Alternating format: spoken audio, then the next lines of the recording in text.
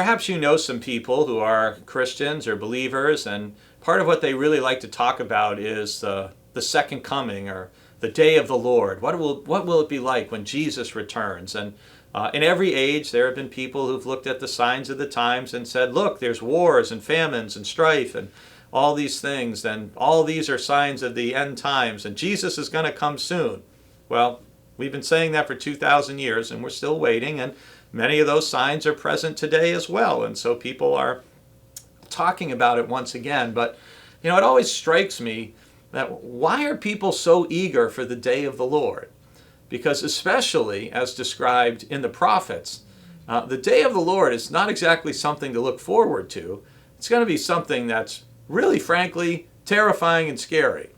And much as we heard from the prophet Joel a few weeks ago, here in speaking about the day of the Lord, Zephaniah describes a day. Well, I'll read you just the verse of the day, and you can ask yourself, will you want to be around for this sort of thing?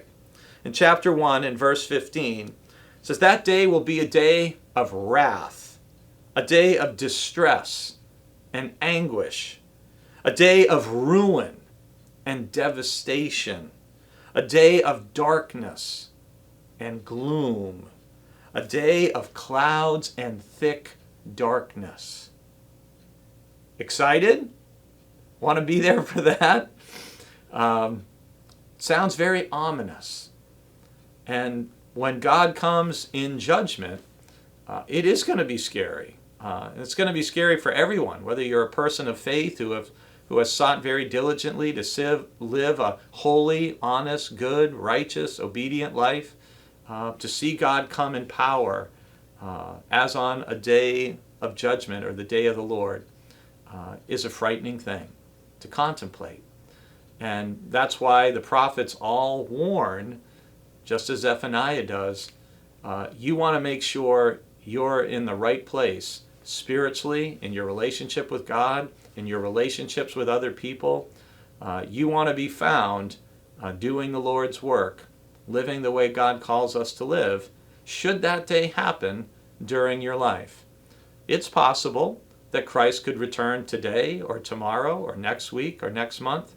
It's possible that the Lord won't return for another 1,000 years.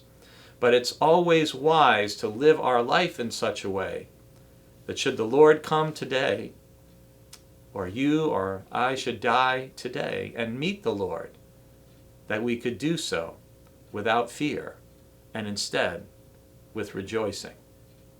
Always be ready to give an accounting of your life to the Lord, whether he comes to get you or you go to see him.